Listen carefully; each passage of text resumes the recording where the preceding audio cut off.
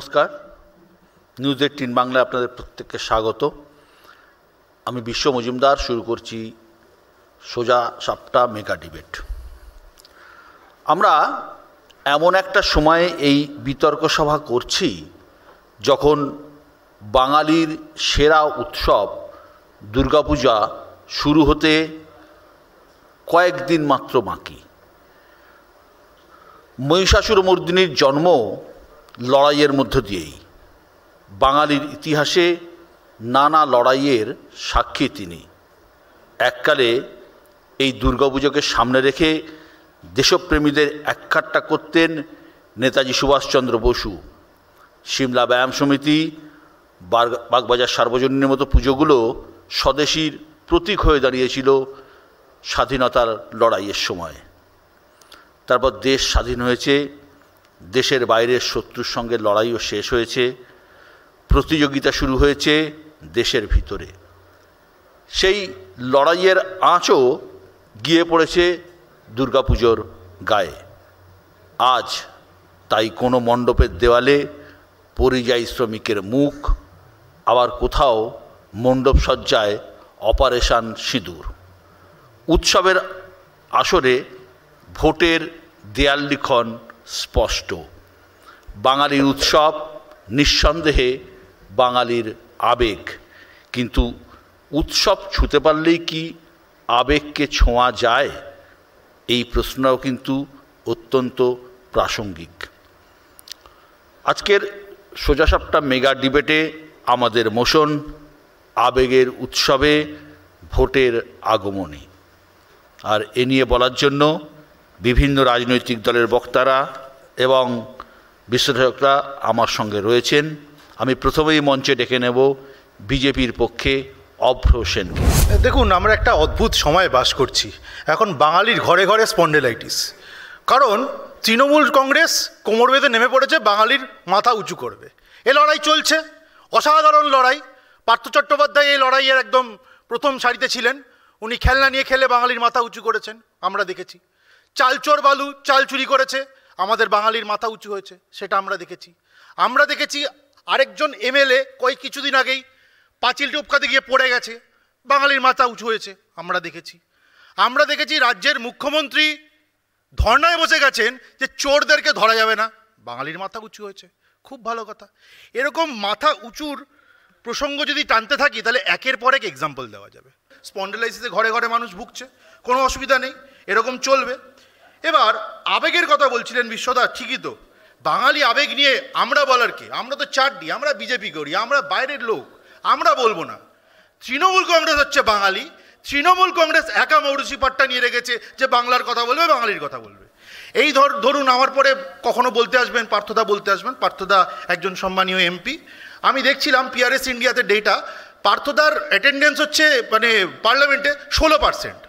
এবার আমি বললাম পার্থদা 16% অ্যাটেন্ডেন্স, 100 দিন পার্লামেন্ট হলে পার্থদা 16 দিন যান।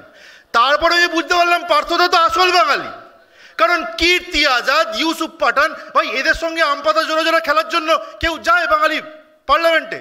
পার্থদা, যদিও মুখ্যমন্ত্রী মমতা বন্দ্যোপাধ্যায় এই অবাঙালিদের পাঠিয়েছেন বাঙালি অস্মিতার কথা বলে, কিন্তু পার্থদা আসল বাঙালি। পার্থদা বলেছেন দূর বেটা, যাবই না পার্লামেন্ট। খুব ভালো কথা। এবার পরিযায়ী শ্রমিক নিয়েও আমি কথা শুনছিলাম, বিশ্বদা আপনি বলছিলেন। এবার দেখুন, পরিযায়ী শ্রমিক নিয়ে তো অনেক গল্প তৃণমূলের মুখে শুনলাম। এবার আমি তো এই গল্পটাও শুনেছি যে যখন ক্যাবিনেটের মিটিংগুলো হয় তখন একদল লোক, যখন একদল মন্ত্রী ঢোকে তাদেরকে মাটিতে বসায়, কারণ তারা অলরেডি মুখ কালো করে ফেলেছে চুরি ফুরি করে। আর যারা এখনও চুরি করেনি বা করার লাইনে রয়েছে তাদেরকে বসার টুল ফুল দেয়। এবার আমি এই কথাটা শুনেছি, আমি তো ক্যাবিনেটের মন্ত্রী নই, গোপন মারফত শুনেছি, সূত্র মারফত শুনেছি। এবার এই কথাটা যদি সত্যি হয় তাহলে পরিযায়ী শ্রমিকদের নিয়ে জায়গায় জায়গায় ছিনিমিনি খেলা হচ্ছে, আমি ধরে নেব সেটাও সত্যি। তাহলে তৃণমূল বলুক কোনটা সত্যি। এবার বিষয়টা হচ্ছে, দেখুন, বাঙালি অস্মিতার কথা যারা বলে, বাঙালি আবেগের কথা যারা বলে, তাদের নিশ্চয়ই রাজেশ তাপসের কথাটা মনে থাকা উচিত। দাড়ি বিটে দুটো ছেলে বাংলার টিচার চেয়েছিল বলে হজবি গুলি না, একদম বন্দুকের গুলি তাদের বুকে দাগিয়ে দিয়ে দুটো ছেলেকে খুন করেছে এই তৃণমূল সরকার। তারপর এরা বড় বড় কথা বলে, বাঙালি অস্মিতার কথা বলে। এদের ক্যাবিনেটের একজন মন্ত্রী যিনি বড় বড় ডায়লগ দিয়েছিলেন যে কালেকটিভ রেসপন্সিবিলিটি, পার্থদা একা চুরি করেনি, ওই ডিসিশন তো রেখে সবার ছিল। উনি বলেন আমাদের রাজ্যে 50% লোক উর্দুতে কথা বলবে, তারপর বাঙালি অস্মিতার বড় বড় ডায়লগ এই তৃণমূলীদের মুখে শুনবো। এবার আমি কয়টা তথ্য তুলে ধরি। ধরুন কয়েক বছর আগে, এটা একদম তথ্যের ভিত্তিতে বলছি, যখন কেন্দ্র সরকার থেকে বলা হলো যে ভাই রেশন কার্ড তো প্রচুর দিয়েছো, তার সঙ্গে আধার কার্ডকে সংযুক্তিকরণ করো। প্রথমে তো আমাদের এই বাঙালি অস্মিতা নিয়ে লড়াই করা সরকার সেটা শুনতে চাইছিল না। পরে যখন শুনলো আর যখন মানতে বাধ্য হলো, দেখা গেল 10.5 কোটি রেশন কার্ড আগে ছিল, তারপর কমেছে দাঁড়িয়ে গেল 8.5 কোটি।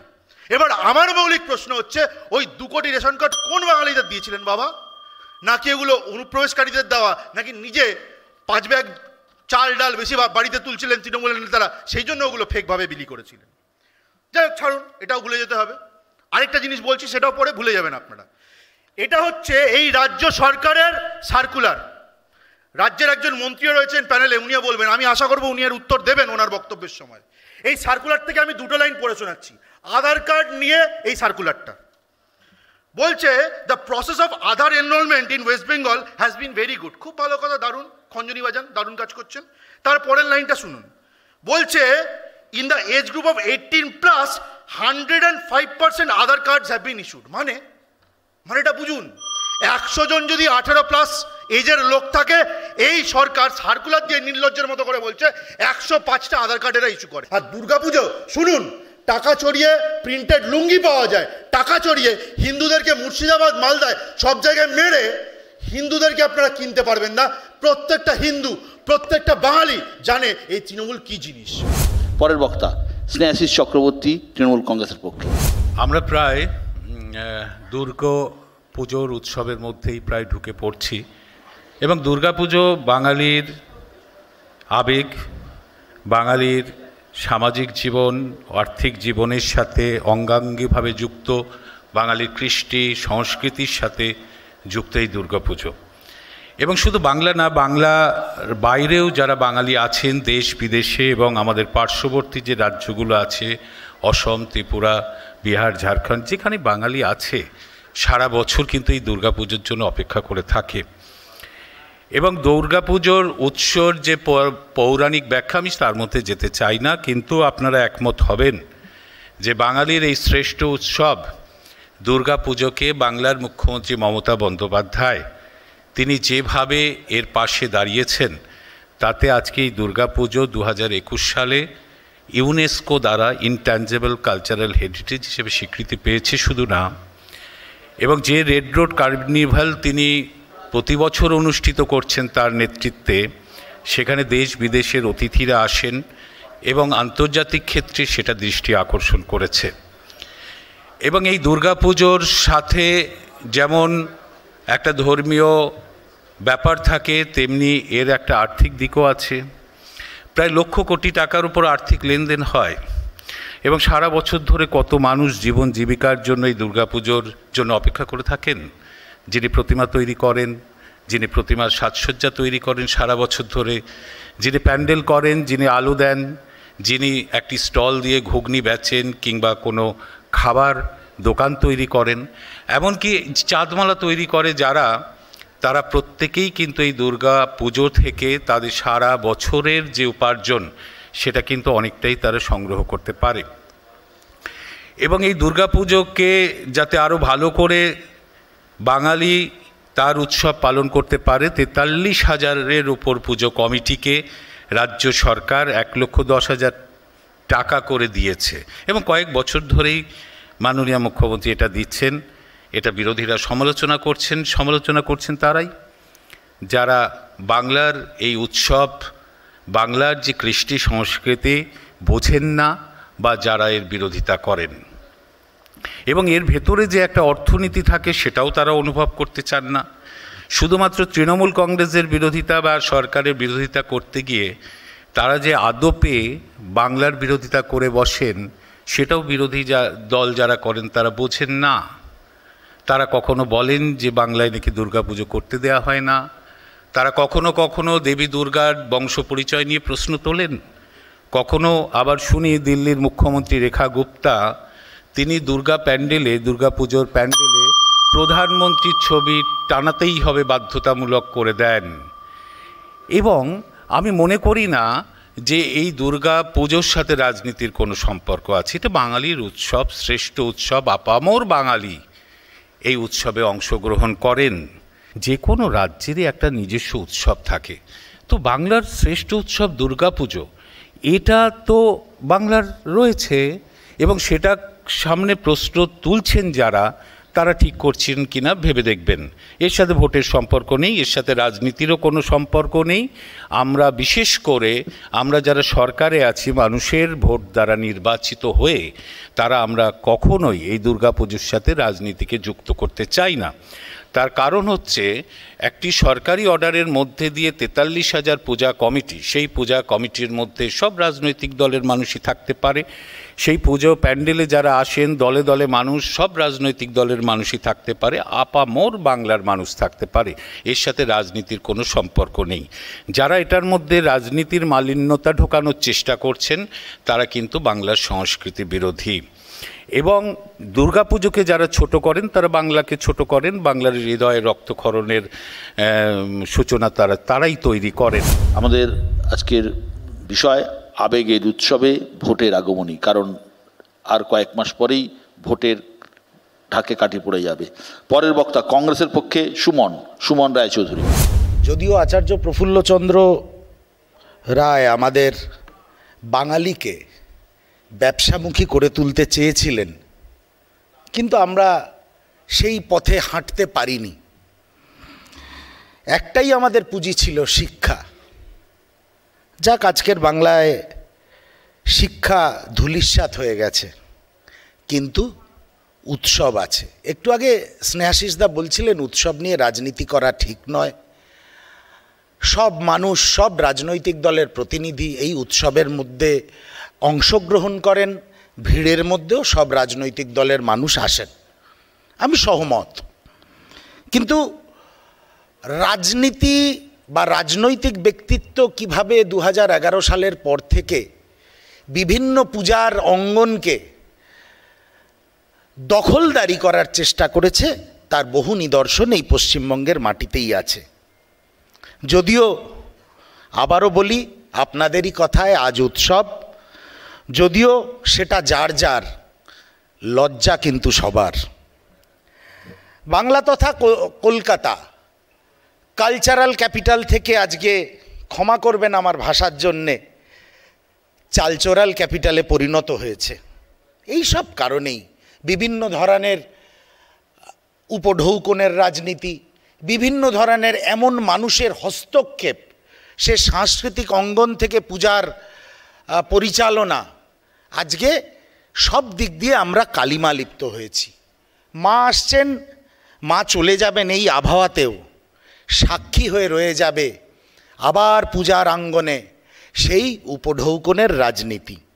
এক নতুন জনগোষ্ঠী এবারও আমাদের মা আমাদের জন্য রেখে যাবেন, পরিচয় করিয়ে দিয়ে যাবেন, যারা রাজ্য সরকারের দেওয়া খামগুলো খুব খুশির সঙ্গে হাত পেতে নেবেন এবং আগামী নির্বাচনে এই পূজা কমিটিগুলো ক্লাবগুলোর মতন রাজ্য সরকার তথা বাংলার শাসক দলকে সাহায্য করার জন্যে উদ্বেলিত হয়ে উঠবেন।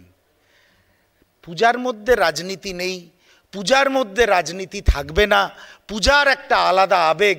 স্নেহাশিসদা, পার্থদা, এটা আমরাও চেয়েছিলাম, কিন্তু আপনারা সেটা হতে দেননি।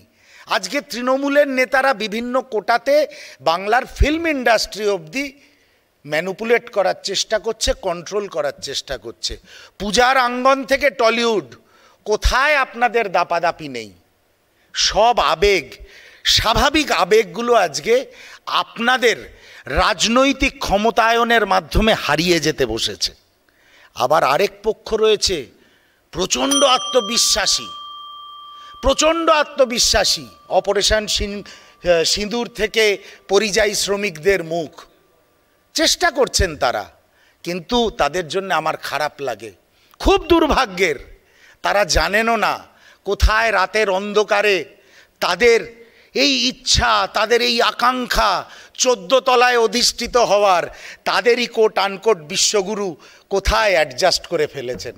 কিন্তু তারা অপারেশন সিঁদুর, পরিযায়ী শ্রমিক, বিভিন্ন বিষয়, বিভিন্ন বিষয়ে ছবি আঁকছেন, দেয়াল আঁকছেন, প্যান্ডেলের দেওয়ালে ভালো ভালো শিল্পী এনে মানুষের লক্ষ লক্ষ মানুষের ভিড় করছেন।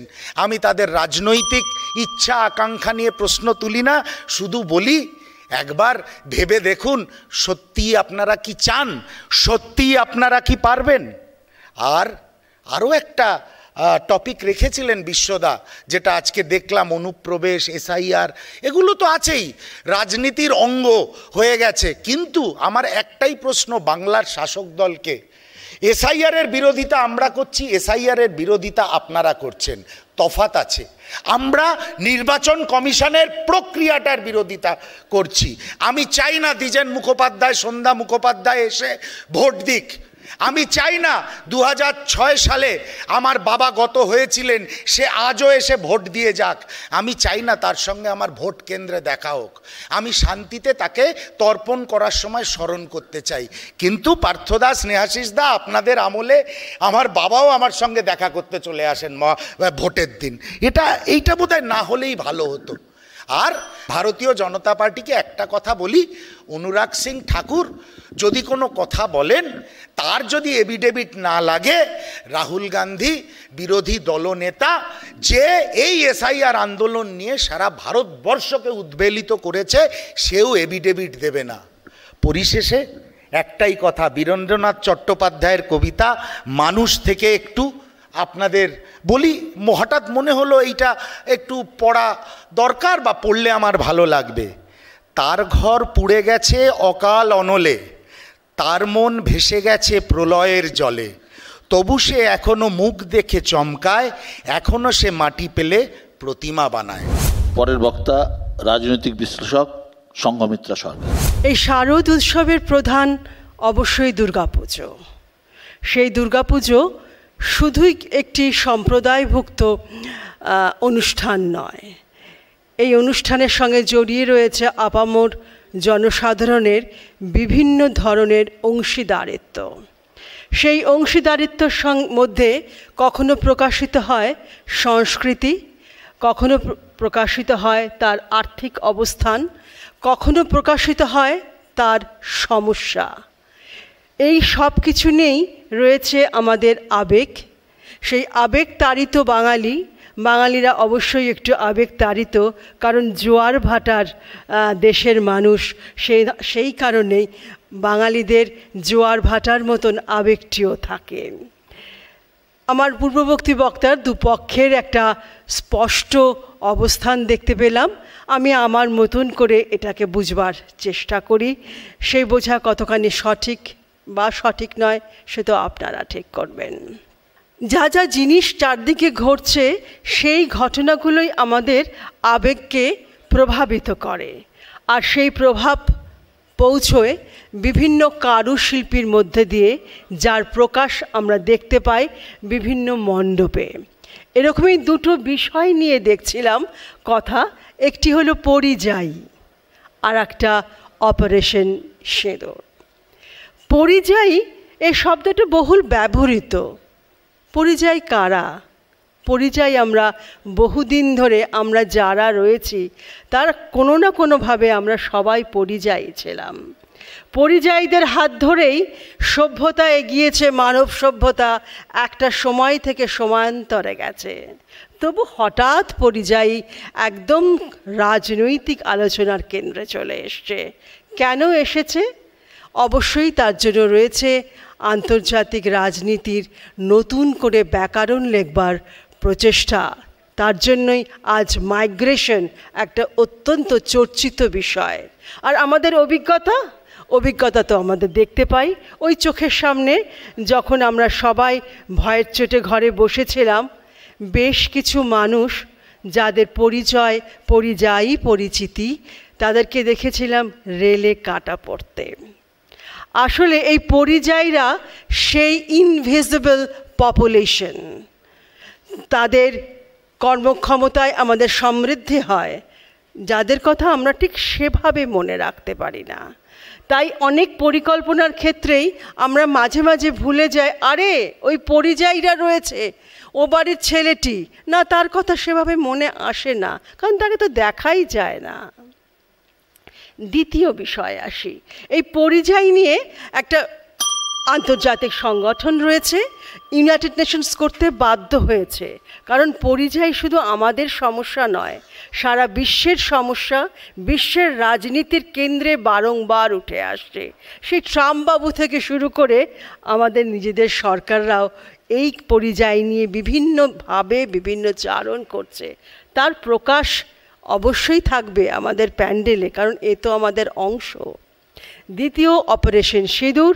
অপারেশন সিঁদুর আমাদের সরকারের একটি একটা সদর্থক ভূমিকা গ্রহণ করেছিল, যে বরং একটি সমস্যার মধ্যে দিয়ে আমরা দীর্ঘদিন ধরে চলেছি। সেই অপারেশন সিঁদুর আমাদের অত্যন্ত সজাগ সেনাবাহিনীর একটি সাফল্য, তাকেও তো আমাদের মনে রাখতে হবে। তার মধ্যে তো প্রভাব রয়েছে। এই প্রসঙ্গে একটা ছোট্ট কথা বলি। কিছুক্ষণ আগে আমাদের পূর্ববর্তী বক্তা বললেন যে রাজনীতির মলিনতা। না, রাজনীতি কখনো মলিন হয় না, রাজনীতি আমাদের পরিচয়। অ্যারিস্টটল এই পরিচয় দিয়ে গেছে। এই পরিচয়কে আমরা কখনো কোনোভাবে মলিন বলবো না। আমাদের প্রত্যেকের সত্তাই হলো রাজনৈতিক সত্তা। সেই সত্তাকে আমরা আপনাদের কাছে, সবার কাছে আমার আবেদন থাকে, এই রাজনীতিকে কখনো আমরা মলিন হতে দেব না। এটাই আমাদের সভ্যতার কাছে সবচেয়ে বড় অঙ্গীকার থাকা দরকার। পরবর্তী বক্তা সিপিআইএমের পক্ষে কৌস্তব চট্টোপাধ্যায়। রাষ্ট্র শাসকের চরিত্র যেমন সময়ে সময়ে বদলায়, তাকে সাপ্লিমেন্ট করার মতো করেই সোসাইটিতে সুপারস্ট্রাকচারও বদলায়, সুপারস্ট্রাকচার প্রিভেল করে। সুপারস্ট্রাকচার কি? শিল্প, সংস্কৃতি, ভ্যালুজ, মূল্যবোধ, আবেগ, এগুলো বদলায়। যেমন হিটলারের সময়, হিটলারের জামানায় হের হিটলার বলার অভ্যাস ছিল। হিটলারের আগেও জার্মানিতে তা ছিল না, হিটলারের পরেও তা ছিল না। শত শত বছর ধরে এই শারদোৎসবের সাথে বাংলার মানুষের আবেগের সম্পর্ক আছে, বাস্তব। কিন্তু এখন গুরুত্বপূর্ণ হচ্ছে এই আজকের ডিবেটে পরের লাইনটা, উৎসব এবং ভোটের আগমন। সংসদীয় গণতন্ত্রে ভোট খুবই গুরুত্বপূর্ণ, এ ব্যাপারে কোনো সন্দেহ নেই। আগেও ছিল, এখনও আছে, আগামী দিনেও থাকবে, বিশেষ করে ভারতের ডেমোক্রেসিতে। গুরুত্বপূর্ণ বিষয় হলো মানুষ এখন এই বাজার অর্থনীতির জামানায় মানুষ পণ্যে পরিণত হচ্ছে, নাগরিক পণ্যে পরিণত হয়ে যাচ্ছে। উৎসবের সাথে রাজনীতিকে যুক্ত করলে ঠিক যেমন হয় ঠিক সেরকম হচ্ছে। আমাদের দেশের নেতাকে হিন্দু সাজতে হয় আর আমাদের রাজ্যের মুখ্যমন্ত্রীকে মুসলমান সাজতে হয়। সমস্যা এইটা। আসলে মানবতার সামনে এখন সবচেয়ে বড় চ্যালেঞ্জ কি জানেন? সবচেয়ে বড় চ্যালেঞ্জ হচ্ছে আসলে মানুষ কিন্তু মাল্টি লেয়ার্ড, সিঙ্গেল লেয়ার্ড নয়। কিন্তু ভোট সর্বস্ব ভোগীরা এটাকে সিঙ্গেল লেয়ারে পরিণত করার চেষ্টা করছে, মানে ক্রিয়েটিভিটিহীন মানুষ, যান্ত্রিক মানবতা তৈরি করার চেষ্টা হচ্ছে। বিশেষ করে গত 1.5 দশক ধরে আমাদের দেশ এবং পৃথিবীতে ফার রাইট পলিটিক্স, অতি দক্ষিণপন্থা, যে বারবারন্ত এই সময় লেজিসলেটিভ, এক্সিকিউটিভ, জুডিশিয়ারি এবং মিডিয়ার একটা অংশের মধ্যে এইরকম একটা একমুখী মানুষ তৈরি করার প্রবণতা দেখা যাচ্ছে। দেখুন ট্রাম্প, বেঞ্জামিন বাবুকে দেখুন কি করছেন, মোদি সাহেবকে দেখুন, আরেকটা মা আছে আমাদের রাজ্যে, আবার ইতালিতে মেলোনিকে দেখুন। স্বাধীনতার পর থেকে বাংলার মানুষ অনেক সরকার দেখেছে। 60-এর দশকে, 70-এর দশকে যখন বামপন্থীরা সরকার তৈরি করবে, শেষ দিকে বামপন্থীদের নামে প্রচার ছিল যে এরা এলে শেষ পর্যন্ত পুজো করতে দেবে না, হয়নি সেটা। কিন্তু আজকে সরকারি পৃষ্ঠপোষকতায় পুজো এবং সেটাকে রাজনৈতিক স্বার্থে চ্যানেলাইজ করা, যুক্তি যেমন আছে সেরকম কুযুক্তিও আছে। কেমোফ্লেজ করাটা এখন শাসকের সবচেয়ে বড় একটা আর্ট। আমি বলবো, মার্জনা করবেন, রোমারোলা যদি না থাকতেন তাহলে রবীন্দ্রনাথ কিন্তু মুসলিনী সম্বন্ধে অন্য মূল্যায়ন করে ফেলতেন। সমস্যা হলো দেশে বা রাজ্যে রোমারোলারা নেই। ক্রাইসিস কি আছে? এটোকাটা কমিটি আছে, কমিটিতে চটি চাটারা আছে দেশে এবং রাজ্যে। আমি বলবো উৎসব নিয়ে আলোচনা হচ্ছে। উৎসব শাশ্বত। যেরকম সূর্য পূব দিক থেকে ওঠে, পশ্চিমে অস্ত যায়, উৎসবের মধ্যেও অনেক কিছু সেরকম শাশ্বত। সেরকম উৎসবের মধ্যেও অনেক কিছু শাশ্বত। বেকারের যন্ত্রণা, কর্মসংস্থান, পরিযায়ী কিন্তু আজকে শুধু শ্রমিক বাংলায় হচ্ছে না, আজকে ছাত্ররাও পরিযায়ী হয়ে যাচ্ছে বাংলায়। চুরি, দুর্নীতি, মূল্যবৃদ্ধি, এগুলোও কিন্তু উৎসবের মধ্যে শাশ্বত। আরজিকর, তামান্না, বাংলার দুর্গাদের কি অবস্থা, মেয়েদের কি অবস্থা, চুরি কোন জায়গায় পৌঁছে গেছে। রাজ্যের মুখ্যমন্ত্রী বলছেন ধর্ম যার যার, উৎসব সবার। ঠিক বামপন্থীদের স্লোগান, বামপন্থীদের কথা। এখন মুখ্যমন্ত্রী আবার কাট পেস্টে বিশ্বাস করেন। কাট পেস্ট খেলা হবে, কাট পেস্ট, মামাটি মানুষ, কাট পেস্ট, যা দেখছেন এটাও এক ধরনের চুরি। যাই হোক, স্লোগান চুরি। মুসলিম একই কায়দায় করতো। অযোধ্যার রাম মন্দির হয়েছে, তাই দীঘায় জগন্নাথের মন্দির করতে হবে, কম্পিটিটিভ কমিউনালিজম। বিজেপি রামনবমী করবে, তাই তৃণমূল নেমে পড়বে হনুমান জয়ন্তী করতে। কাজের কথা বললেই মোদি বলবে পকোড়া ভাজো, মমতা বলবে চপ ভাজো। দেখুন একই রকম।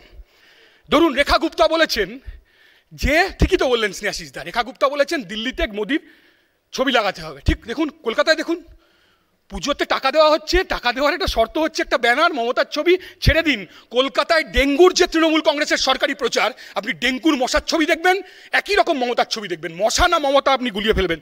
এত প্রচার, এত প্রচার। ববির পুজো উদ্বোধনে কি বললেন মুখ্যমন্ত্রী? পার্থ যেবার অ্যারেস্ট হলো। পুজো উদ্বোধনে চোখ আঁকতে গেছেন। আপনি কোনোদিন বুদ্ধদেব ভট্টাচার্যকে দেখেননি দুর্গা প্রতিমার চোখ আঁকতে? আপনি কোনোদিন দেখেননি জ্যোতি বসুকে ফেস টুপি পরে নামাজ পড়তে?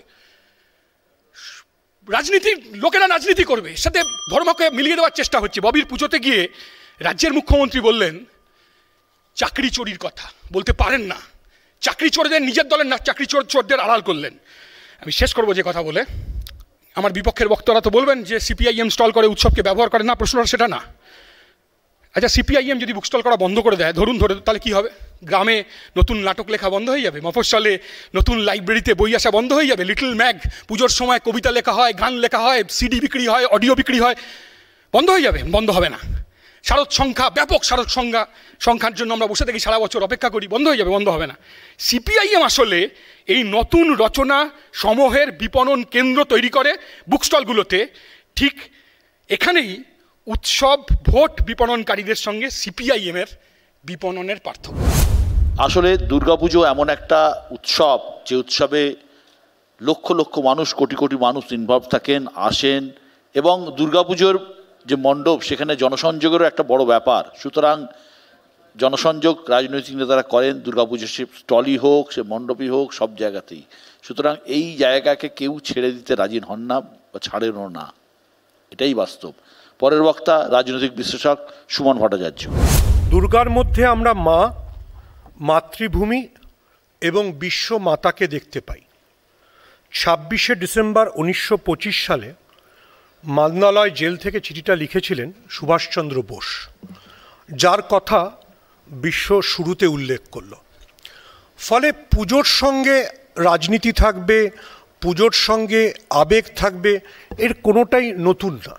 সুভাষ বোসের চাইতে নিশ্চয়ই এখানে কেউ দেশপ্রেমিক অথবা কি বলে রাজনীতিকও নেই।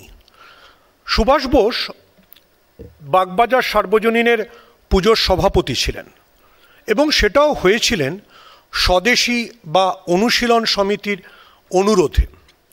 সুভাষ বোসের জীবনে দুর্গাপুজো বারবার ফিরে এসছে। 1938 এবং 1939 সালে যখন উনি বাগবাজার পুজো কমিটির সভাপতি, তখন তিনি পুরো পুজো মণ্ডপটাই সাজানোর সিদ্ধান্ত নিয়েছিলেন স্বদেশী পোস্টার দিয়ে। নাম দিয়েছিলেন আর্তের পুজো। ফলে 2025-এ এসে যদি কেউ পরিযায়ী শ্রমিকদের নিয়ে পুজো করে, বা যদি অপারেশন সিন্দুরও করে, তাতে আপত্তির কিছু নেই। দেখুন, ডিফারেন্ট কনটেক্সট, ডিফারেন্ট বিষয়। জানা উচিত যে চিত্তরঞ্জন দাস এবং সুভাষ বোস বাগবাজার পুজোর জন্য একটা পার্কই করে দিয়েছিলেন। ওই পার্কটা আগে ছিল না। ফলে পুজোর সঙ্গে সরকার থাকবে সেটাও নতুন নয়। প্রশ্ন হচ্ছে যে বাঙালির কতটা আবেগ পুজোর সঙ্গে জড়িত, আর সবাই সেটা কিভাবে ব্যবহার করতে পারছে। I am not going into details, কারণ সেটা বললে বামরা দুঃখ পাবে। বামেদের স্টল করা ছাড়া আর কী বা করার থাকতে পারে?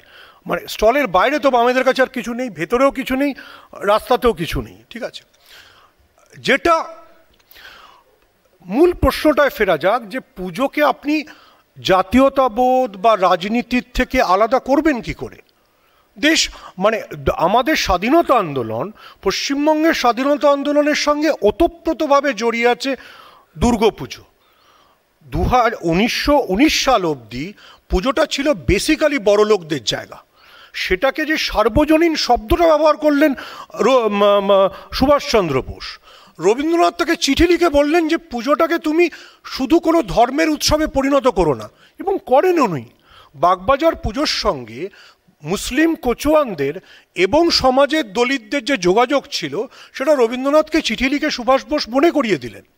তো আপনি সুভাষ বোস যা করে গেছেন, রবীন্দ্রনাথ যা করে গেছেন, বা ইভেন যদি আপনি অবনীন্দ্রনাথের কথা বলেন, অবনীন্দ্রনাথ যা কথা বলেছেন, বা ইভেন বিবেকানন্দর ছোট ভাই ভূপেন্দ্রনাথ দত্ত যা কথা বলেছেন, সেগুলোকে যদি অস্বীকার করেন তাহলে তো মুশকিল। যেটা প্রশ্ন হচ্ছে যে আপনি পুজোর সঙ্গে দেশাত্মবোধ, জাতীয়তাবাদ, আবার আমি বলছি, যিনি অপারেশন সিন্দুরকে ব্যবহার করছেন তিনি সঠিক কাজই করছেন। অপারেশন সিন্দুর একটা বাঙালির মানে ভারতীয় জাতির একটা মানে কি বলে একটা উদযাপনের বিষয়, সেটা কেন করবেন না? আবার আমি মনে করাই, মানে সবাই হয়তো ভুলে যাচ্ছেন যে নেতাজির যারা বায়োগ্রাফার তারা বলেছিলেন যে তিলক ভেবেছিলেন গণেশ চতুর্থীর কথা আর নেতাজি ভেবেছিলেন পুজোর কথা। ফলে আজকে আপনি যদি কোনো পুজো মণ্ডপ সে যদি পরিযায়ী শ্রমিককেই ব্যবহার করে, নেতাজি করেছেন, আবার আমি বলছি ভূপেন্দ্রনাথ দত্ত করেছেন, আমি যাদের কথা বললাম তাদের চাইতে বড় পুজোর সংগঠক, বড় বাঙালি, বড় দেশপ্রেমী কেউ নয়। সুভাষ বোস, অবনীন্দ্রনাথ ঠাকুর, আমি নাম করে যেতে পারি, নগেন্দ্রনাথ ঘোষাল, হেম মুখার্জি, দুর্গাচরণ চট্টোপাধ্যায়, চুনিলাল চ্যাটার্জি, সবাই পুজোর সঙ্গে যুক্ত ছিলেন। ফলে আজকে যদি পুজোর সঙ্গে রাজনীতি, দেশাত্মবোধ থাকে সেটা অন্যায় না, এটা আলাদা কথা। আবারও আমি বলছি, মার্জিনাল ফোর্সকে নিয়ে আলোচনা করা উচিত নয়, এটা অবশ্যই তৃণমূল বিজেপির একটা রাজনৈতিক লড়াই হতে পারে। পুজোকে কে কতটা ব্যবহার করতে পারে রাজনীতিকরা, কতটা সূক্ষ্ম হবে, কতটা পরিশীলিত হবে, সেটাই দেখার, এ নিয়ে কোনো সন্দেহ নেই। পরের বক্তা বিজেপির পক্ষে সজল ঘোষ, নিজেও কিন্তু একটা বড় পুজোর উদ্যোক্তা। বিশ্বদা 100 নম্বরের প্রশ্ন করে আর ওরালের টাইম দেয়। যা সব আলোচনা হচ্ছে, মা আসবে না মাঝপথে ট্যাক্সি ঘুরিয়ে নেবে, সেটাই বোঝা মুশকিল হয়ে যাচ্ছে। হ্যাঁ, টপিকটা খুব সুন্দর। হ্যাঁ, এখানে আপনারা কেউ কেউ পরিযায়ী শ্রমিকের মুখ লাগাচ্ছে, শিক্ষা দীক্ষার যা অবস্থা, প্যান্ডেলে প্যান্ডেলে আ, এতদিন শুধু ব দেখতাম, এটা এত বড় ব, এখন দেখি আ, ক, খ, স্বরবর্ণ, ব্যঞ্জনবর্ণ, এগুলোও দেখতে পাচ্ছি। আর পরিযায়ীরা যখন দুর্গাপুজো করছে অন্য রাজ্যে, তখন তারা শিওরলি দিদির মুখ লাগাচ্ছে, যে কেন তারা পরিযায়ী হলো সেইটাকে তুলে ধরার চেষ্টা করছে। আমি বলে রাখি যে আমাদের সন্তোষ মিত্র স্কোয়ারের পুজো এবং সেখানে অপারেশন সিন্দুর, আর আমরা যেটা মনে করি এটা রাষ্ট্রীয় ভাবাবেগ, সেই ভাবাবেগকে আরও খানিকটা উস্কে দেওয়া। হ্যাঁ, সিঁদুর সবার সহ্য হয় না, এটা ঠিক, সিঁদুরে অনেকের অ্যালার্জি হয়, তাদের অ্যালার্জি হতে পারে, হ্যাঁ, তাদের নিয়ে মাথা ব্যথা করার আমার বিরাট জায়গা নেই, আমার প্রয়োজন নেই। আমরা 1,10,000 টাকা আমরা নিই না, যেদিন বিজেপি করতাম না সেদিনও নিতাম না, যেদিন বিজেপি করতাম না সেদিনও নিতাম না। সুমনদা এটা নিয়ে বলেছে, বেচারার ওর দুর্ভাগ্য, ও কালী পুজো করে, দিদি দেয় না, দিদি একবার ভেবে দেখবেন, আমি এটা অনুরোধ করব। হ্যাঁ, আমি শুরু করেছিল অব্র স্পন্ডেলাইটিস, আমি ওঠার আগে 3টে হজমের ওষুধ খেলাম। যখন স্নেহাশিসদা বললেন যে মমতাদির এই বিভিন্ন পুজোর পাশে দাঁড়ানোর জন্য ইউনেস্কো সম্মান পেয়েছে আর কি, কিন্তু ইউনেস্কো সম্মান তার সঙ্গে মমতা বন্দ্যোপাধ্যায়ের কার্নিভাল, যে কার্নিভালে ওই যারা চাকরি প্রার্থী তাদের সাদা কাপড় দিয়ে সাধ্যবাড়ির মতন করে মুখ ঢেকে দেওয়া হয়, সেই কার্নিভাল, মানে লোকে বলে, আমরা বলছি না, লোকে বলে যে শিল্পকে বিসর্জন দিয়ে বিসর্জনকে শিল্প বানিয়েছেন যিনি, হ্যাঁ, তার ইউনেস্কো প্রাপ্তি না হলেও নোবেল প্রাইজ তার একটা পাওয়া উচিত এ বিষয়ের। দেখুন, আমি এর মধ্যে যাব না। হ্যাঁ, কেউ বলেছেন, আমি ঠিক এক্স্যাক্টলি, আপনি স্নেহাশিস দাই বলেছেন, এটা সত্যি তো, যে রেখা গুপ্তা বলেছেন প্রধানমন্ত্রীর ছবি লাগাতে হবে, আবার কেমন কথা, 1200 ইউনিট ফ্রি দিয়ে রেখা গুপ্তার ছবি 1,10,000 দিলে পরে না হয় ভাবা যেত। আপনাদের দেখুন, আপনারা সব বড় বড় বিজ্ঞাপন দেখি, সেই বিজ্ঞাপনেরও যেমন ছবি লাগাতে হয়, 1,10,000 দিয়েছি ছবি লাগাতে হবে, এটাই তো রুল। কিন্তু এই যে খুব প্রাসঙ্গিকভাবে পরিযায়ী শ্রমিকের মুখ, সেই পরিযায়ী শ্রমিকের মুখে থাকলোটা কি? সেই পরিযায়ী শ্রমিকের মুখে 500 কোটি টাকা আপনারা খরচা করছে এই রাজ্যের সরকার পুজোর পাশে দাঁড়ানোর নাম করে। পুজোটাই নাকি এখন বড় শিল্প, পশ্চিমবঙ্গে কোনো শিল্প নেই। বামেরা যারা পুজো মানত না তাদের সময়ও এই রোজগারটা হতো, তাদের সময়ও হতো। এটা আপনারা নতুন কিছু করে দেখাননি। আমার বলতে খারাপ লাগে যে দেখুন এই যে বিভিন্ন আর্ট অ্যান্ড ক্রাফটের কথা উঠছিল, বেচারা যদি পার্থদা জেলে না যেত একটা পুজো তো উঠে যেত না, একটা আর্ট অ্যান্ড ক্রাফট উঠে গেল পুরো। বাংলার শিল্প, বাংলার সংস্কৃতি, বাংলার কালচার কতটা পিছিয়ে গেল দাদা বলুন, অত্যন্ত যন্ত্রণার কথা। আমি আবারও বলি যে সুমনদা আবার বলেছে যে বাবার সঙ্গে দেখা হয়, এটা ভোটের রাজনীতিতে চলে গেছিলো, আমি সেদিকে হাঁটবো না। বাবার সঙ্গে ভোটের দিন দেখা হয়। আরে সুমনদা আপনার খেয়াল নেই আপনার দাদুর সঙ্গেও আপনার বাবার দেখা হতো বাম আমলে, আজকে তাদের সঙ্গে হাত মিলিয়ে চলছেন আপনারা। আপনাদের একটু ভাবতে হবে, মায়ের কাছে প্রার্থনা করুন যে মা শুভবুদ্ধি দাও আমাদের হৃদয়ে, আমাদের মাথায় শুভবুদ্ধি দাও। সিপিএম ঠাকুর মানে না, পুজো স্টল করে। হ্যাঁ, কেন করবে না? আমি সারা জীবন দেখেছি ওদের বুক স্টল, সারা জীবনে একটাও ক্রেতা দেখিনি ওদের বই কিনছে ওই স্টল থেকে। আপনারা কেউ দেখে থাকলে বা ও যদি বেঁচে থাকে ও বলুক যে আমি বিক্রি করেছি। যদি সত্যি ওই বইগুলো কিনে পড়তো তাহলে কমসে কম আজকে শূন্য হতো না, কিছু তো একটা ফিগার থাকতো। আমি বলি দেখুন, আমি আজকের দিনে দাঁড়িয়ে রাজনীতি করতে চাই না, কিন্তু রাজনীতি তো ঘুরে ঘুরে আসেই। এখানে আপনারা কেউ বলেছেন মোদি হিন্দু সাজেন, মোদি হিন্দু সাজেন, মমতা মুসলিম, আর কৌস্তবরা ধর্মতলায় দাঁড়িয়ে গরু খায়। এই হচ্ছে ধর্মনিরপেক্ষতা, এই হচ্ছে রাজনীতির সংস্কৃতি, এই হচ্ছে রাজনীতিতে হিন্দু মুসলমান, এইগুলো আমরা দেখছি। আমরা এগুলোর বাইরে যেতে চাই। আমরা বিশ্বাস করতে চাই যে এই পুজোয় যে 26,000 শিক্ষকের চাকরি গেছে তারা তাদের চাকরিটা ফিরে পাক। আমরা বিশ্বাস করতে চাই মমতাদি যেমন কেন্দ্রীয় সরকারকে অনুকরণ করে 26 তারিখের মধ্যেই সমস্ত পাওনা গন্ডা মিটিয়ে দেবে, মাইনে টাইনেগুলো পাইয়ে দেবে বলেছেন, সাধুবাদ জানাই। সেরকমভাবে তাদের ডিএগুলোও দিয়ে দিক। আমরা সেটা চাই যে সমস্ত পরিযায়ী শ্রমিক, শুনুন উনি শুধু পরিযায়ী শ্রমিকদের ডাকছেন, আইটি লেবারদের ডাকছেন না, সবাইকেই ডাকুন যাতে বাংলা ছেড়ে যেতে না হয়। 5,000 টাকার বিনিময়ে তাদের ট্রেন ভাড়া উঠবে না, তাদেরকে ডাকছেন, তারা কেউ আসবে না। আমরা চাই এই বাংলায় হিন্দু মুসলিম সকলে মিলে, হ্যাঁ ঠিক, ধর্ম যার যার উৎসব সবার, এটা সব ক্ষেত্রে বলবেন, শুধু পুজোর ক্ষেত্রে বলেন কেন? এটা ঈদে বলবেন, এটা 25শে ডিসেম্বর বলবেন, এটা দুর্গা পুজোতে বলবেন। এটাই তো চাই একটা সরকারের। একটা সরকার 1,10,000 টাকা করে দিয়েছে। আমরা ট্যাক্সের টাকাটা এই কারণে দিইনি যে সরকার পুজোতে খরচা করবে, সরকার মন্দিরে খরচা করবে। আমরা দিয়েছিলাম সরকার মানুষের চাকরি দেবে, সরকার উন্নয়ন আনবে। কেষ্টর উন্নয়ন আবার দয়া করে আনবেন না। ধন্যবাদ। পরের বক্তা তৃণমূল কংগ্রেসের পক্ষে পার্থ ভৌমিক। আমার মনে পড়ে যাচ্ছে যে 1898 সালে স্বামী বিবেকানন্দ পরিভ্রমণে বেরিয়েছেন ভারতবর্ষ। 6 মাস হাঁটতে হাঁটতে তিনি পৌঁছলেন কাশ্মীরে, সঙ্গে ভগিনী নিবেদিতা। বিবেকানন্দ দাঁড়িয়ে দেখছেন একটি মা একটি বাচ্চা মেয়েকে খাবার দিয়ে গেলেন। বাচ্চা মেয়েটির কাছে কিছুক্ষণের মধ্যে দৌড়ে এলো একটি বাচ্চা ছেলে। মেয়েটি তার খাবার ওই বাচ্চা ছেলেটিকে দিয়ে দিলেন। বিবেকানন্দ চিৎকার করে ভগিনী নিবেদিতাকে বললেন, নিবেদিতা, কালকে অষ্টমী, আমি আমার মা দুর্গাকে পেয়ে গেছি, আমি ওকে পুজো করব। বিবেকানন্দ দৌড়ে মেয়েটির বাড়িতে গেলেন, পরিবারকে রাজি করালেন। ব্রাহ্মণ পণ্ডিতেরা চিৎকার করে উঠলেন, স্বামীজি আপনি এটা করতে পারেন না, কারণ মেয়েটি মুসলমান।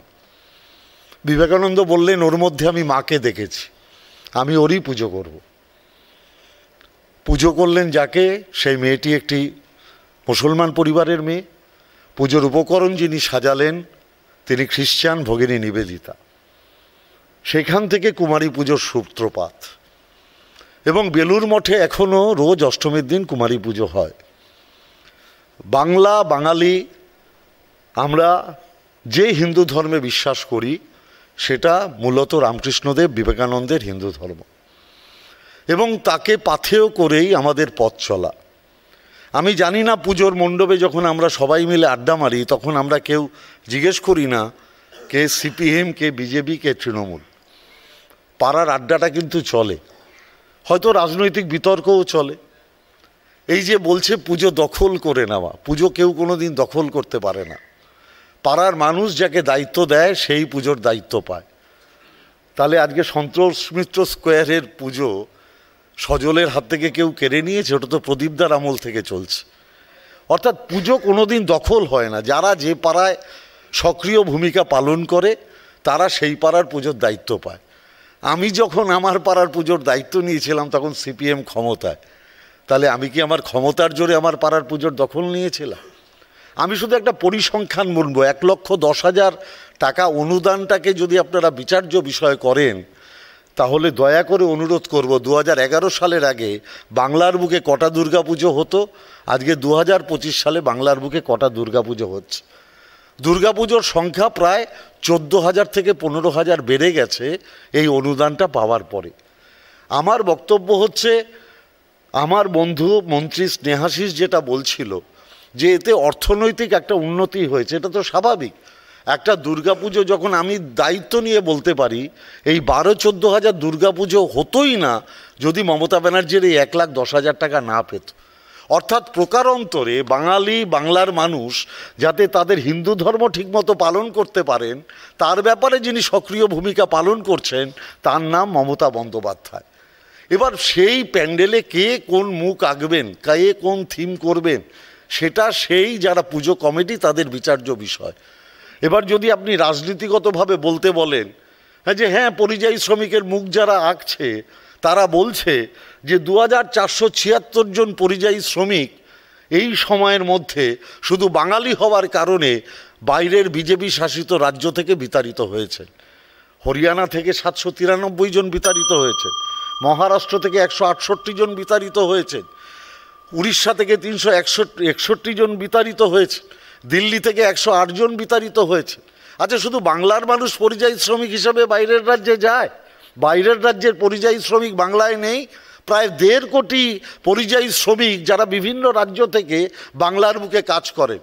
আপনি যদি একটু কষ্ট করে ব্যারাকপুর, দমদম এলাকায় চলে যান, কিংবা আসানসোলে চলে যান, কিংবা হাওড়ায় চলে যান, আপনি দেখতে পারবেন বিহার, উত্তরপ্রদেশের প্রচুর মানুষ যারা জীবন জীবিকার জন্য বাংলায় বসে কাজ করছেন।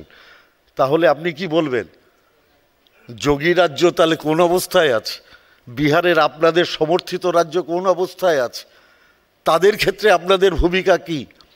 আমার বক্তব্য হচ্ছে, আমি এইভাবে ব্যাপারটাকে দেখি। অপারেশন সিন্দুর ও তো সৈন্যবাহিনীর গর্ব, সেটা যদি কেউ প্যান্ডেলে লাগায় আমি নিশ্চিতভাবে সৈন্যবাহিনীকে আমার কুর্নিশ জানাবো। কিন্তু সঙ্গে সঙ্গে একটা কথাও তো মনে হবে, পহেলগাঁওয়ে যে আমার বোনেদের সিঁদুর মুছে গেল, নিরাপত্তার দায়িত্ব কোন সরকারের কাঁধে ছিল?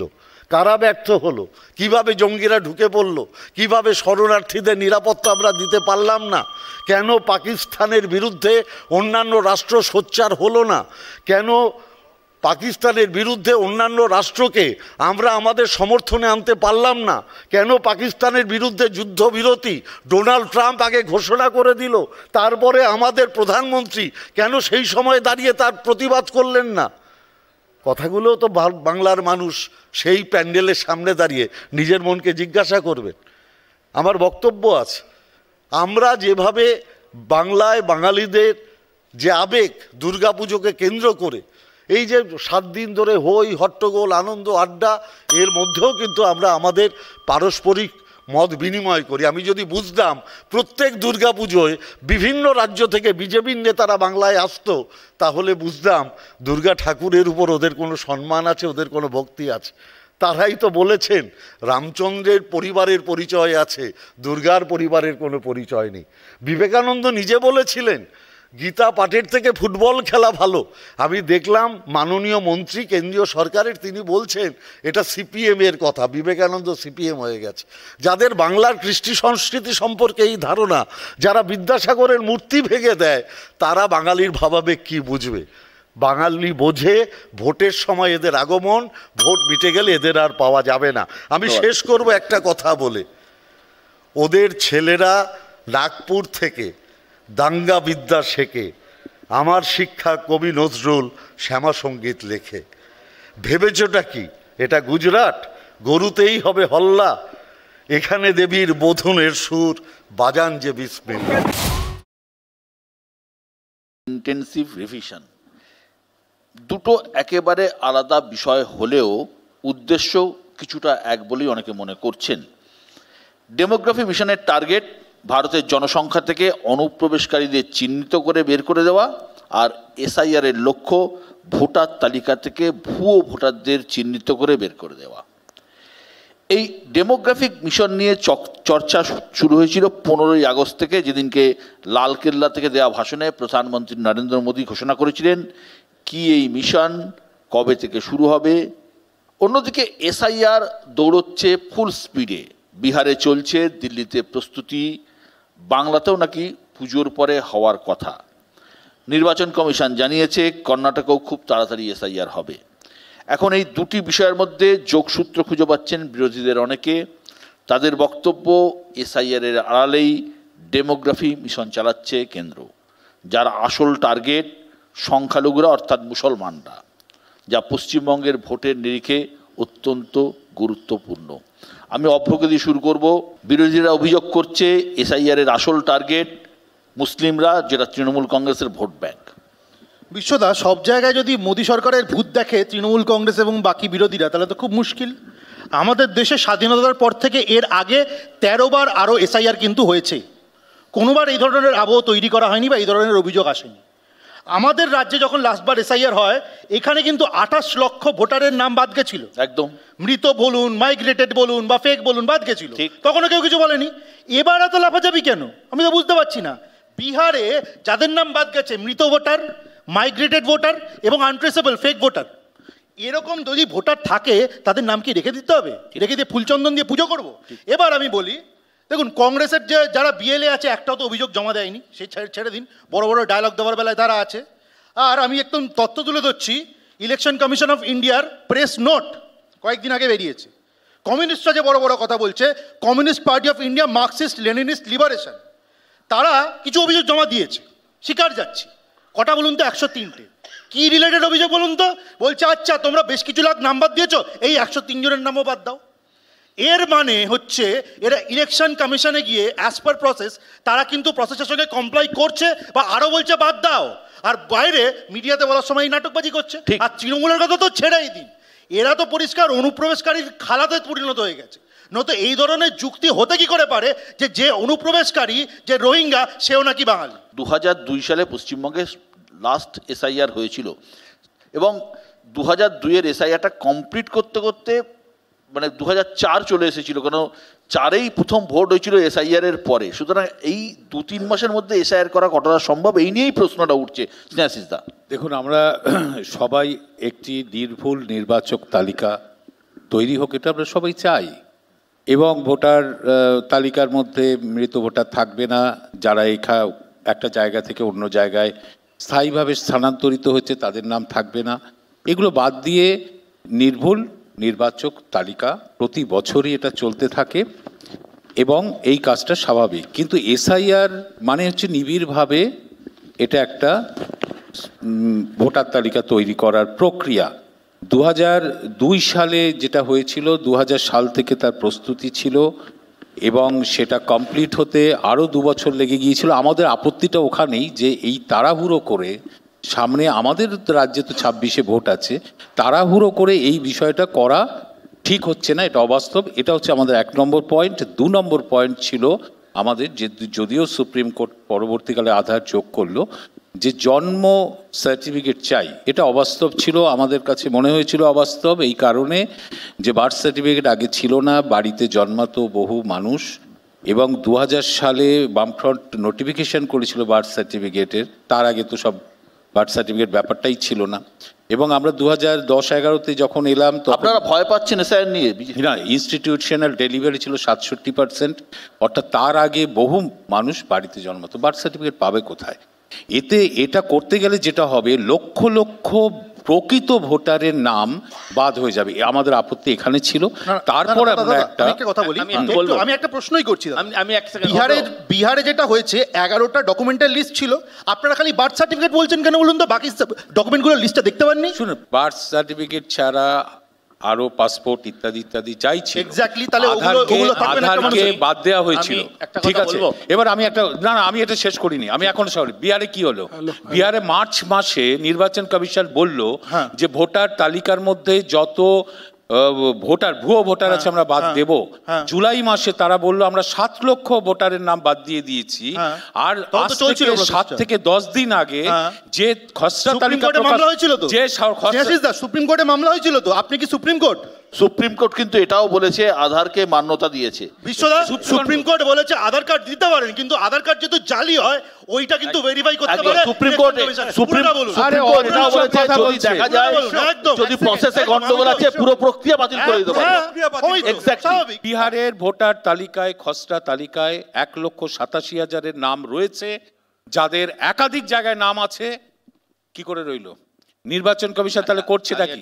মানে নির্বাচন কমিশন বিজেপির ফেভারে দাঁড়িয়ে প্রভাবিত হয়ে তার ভুতুরে ভোটার বাদ দেওয়ার জন্য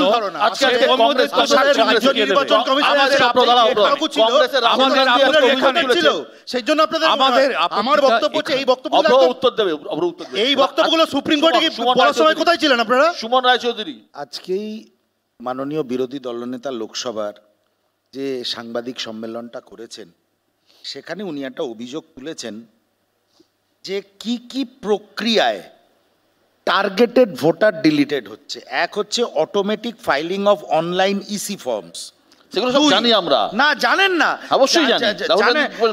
আপনি বসে আছেন, আমি ভাবছি আপনি জানেন না। রাজ্যের বাইরের মোবাইল নাম্বার ব্যবহার করা হচ্ছে। পার্টিকুলার কিছু কিছু রাজনৈতিক দলের ভোট পকেট যেগুলো আছে সেগুলোকে টার্গেট করা হচ্ছে। অভিযোগ তুলেছে না, প্রমাণ সহ অভিযোগ তুলেছে। বিষয়টা হচ্ছে এসআইআর বা মৃত ভোটার, ডিলিট যারা চলে গেছে, লেফট ভোটার, তাদের নাম ভোটার তালিকা থেকে সরে যাক, তাতে কোনো আপত্তি নেই।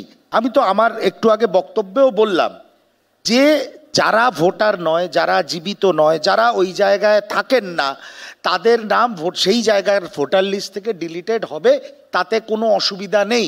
এসআইআর আগেও হয়েছে। কিন্তু যে প্রক্রিয়ায় নির্বাচন কমিশনকে ভারতীয় জনতা পার্টি নিজের শাখা সংগঠনে কনভার্ট করে এই এরিয়া ওয়াইজ ভোটার টার্গেট করে বিভিন্ন রাজনৈতিক দলের ভোট পকেটগুলোকে টার্গেট করছে, অমুক বিধানসভায় কেন্দ্রে 16,000 ভোটার ডিলিটেড, আপনি গিয়ে সার্ভে করান। আপনি তো এত বড় একটা সংবাদ মাধ্যম, আপনি সার্ভে করান, শিওর দেখবেন ওখানে অন্য রাজনৈতিক দলের ভোটাররা রয়েছে। আমি একটুখানি বলি। প্রথম কথা হচ্ছে 2002 সালের এসআইআর করতে 2004 সাল হয়ে গিয়েছিল। তখনকার পৃথিবী আর আজকের ডিজিটাল ওয়ার্ল্ডে আপনার পার্থক্য আছে, এটা নিশ্চয়ই আপনি মানেন। আমার বক্তব্য দেখুন, যেটা হচ্ছে যে এসআইআর নিয়ে এত অ্যাপ্রিহেনশান, সবটাই অ্যাপ্রিহেনশান। আমার বক্তব্য বিহারের কটা মানুষ প্রতিবাদ করছেন। বিহারে একটা লোক প্রতিবাদ করেছিল, তার নাম তেজস্বী যাদব, বললো আমার নাম কেটে দিয়েছে। পরের দিনই ইলেকশন কমিশন বলে দিয়েছিল তোমার নাম অমুক জায়গা আরেকটা আছে। আরেকজন বিরোধী দলনেতা লোকসভার, তিনি একটা অ্যাটম বোমা ফাটাবেন বলেছিলেন, তার থেকে ধোঁয়া বা গ্যাস কিছুই এখনো বেরোয়নি তার বোমা থেকে। হ্যাঁ, সেই অ্যাটম বোমাটা কি এই রোজ একটা করে প্রেস কনফারেন্স করে ইসির দিকে আঙুল তুলে নিজের রাজনৈতিক রুটি শেখা ছাড়া কিছু না। আমি বলছি যাদের নাম বাদ গেছে, মানে সুমনদা একটু আগে বলেছে আমার 2006 সালে মরে যাওয়া পিতার নাম আছে, সেটা নিশ্চয়ই বাদ যাবে, আর কারোর নাম বাদ যাবে না। আপনি নিশ্চিন্তে থাকুন, বিহারের মানুষ নিশ্চিন্তে আছে। বাঙালি শুধু এখানে চিৎকার চেঁচামেচি করার কোনো প্রয়োজন নেই। আমি সংঘমিত্রের কাছে আসবো। দেখুন, আপনি তো রাজনীতির লোক নন, আপনি রাজনৈতিক বিশ্লেষক। এই যে পরিস্থিতি তৈরি হয়েছে, এই যে ডেমোগ্রাফি মিশন বা এসআইআর, এটা আগামী ভোটের ময়দানে কতটা ঝড় তুলতে পারে বলে আপনার মনে হচ্ছে? আমার প্রথম যেটা মনে হয় যে এটা মূলত ইলেকশন কমিশন, তার বিষয় ছিল অশোক স্তম্ভের নিয়ন্ত্রণে যারা রয়েছেন বা অশোক স্তম্ভ ব্যবহারকারী যারা রয়েছেন, তারা এই বিষয়ে যত বক্তব্য কম বলবেন মানুষ তত বেশি আশ্বস্ত বোধ করবেন। যেই মুহূর্তে আজকের রাজনীতির একটা একে অপরকে অসম্মান করবার জায়গার যে প্রবণতা দেখা দিয়েছে এবং প্রত্যেকের মধ্যেই একটা অত্যন্ত আগ্রাসী মানসিকতা, যার সঙ্গে অসম্মানটাও রয়েছে, ফলে অশোকস্তম্ভ ব্যবহারকারী যখন যে জায়গায় যারা রয়েছেন তারা যত বেশি এই বিষয়টাকে নিয়ে কথা বলবেন সেটা মঙ্গল জনসাধারণের পক্ষে। দ্বিতীয়ত, রাজনীতিতে এর প্রভাব পড়বে এই কারণ মানুষ বেশ কিছু যারা মনে করছেন যে এরা এই বিষয়টার দ্বারা তার প্রতি অবিচার করা হবে, তাদের একটা আতঙ্ক কাজ করবে এবং সেই আতঙ্ক থেকে কিন্তু তারা কে কোথায় ভোট দেবে তারটা নির্ধারণ করবার সম্ভাবনা রয়েছে। এছাড়া যেটা আমার মনে হয়েছে যে এই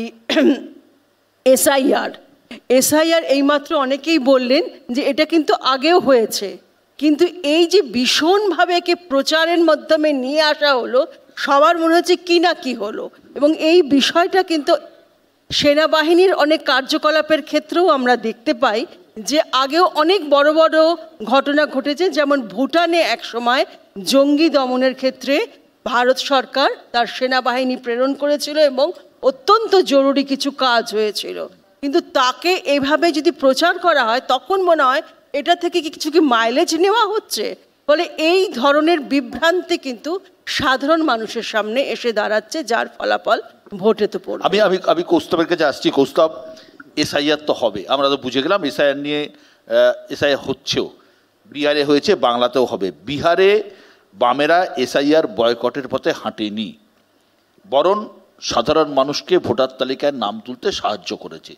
বাংলায় এসআইআর হলে বামেদের অবস্থানটা ঠিক কী হবে? প্রথম কথা আমি বলবো যে আগে এসআইআর হয়নি, প্রতি বছর যেটা হয় সেটা হচ্ছে SRER, summary revision of electoral role, যেটা ভালো করে পশ্চিমবাংলায় হয়নি। এখন পশ্চিমবাংলার ক্ষেত্রে আমরা বলতে পারি নিশ্চিতভাবেই ধর্মের ভিত্তিতে কোনো মানুষের নাম বাদ দেওয়া যাবে না। পরিযায়ী শ্রমিক যারা বাইরে আছে তাদের পরিবারের কাছ থেকে কনসেন্ট নিয়ে নাম রাখতে হবে। সেরকমভাবেই ডিলিটেড নাম, যে নাম ডিলিটেড হয়ে যাওয়ার কথা, ডেড ভোটার, আমি বলছি কলকাতা শহরে আমরা 2019 সালে শুধু কলকাতা শহরের 17টা অ্যাসেম্বলিতে আমরা 60,000 নাম দিয়েছিলাম, তার মধ্যে 26,000 মৃত ভোটারের নাম। এক একটা বুথে, কলকাতার আমি বলছি, রাজ্যের কথা বলছি না, এক একটা বুথে 40টা 50টা করে ডেড ভোটার আছে।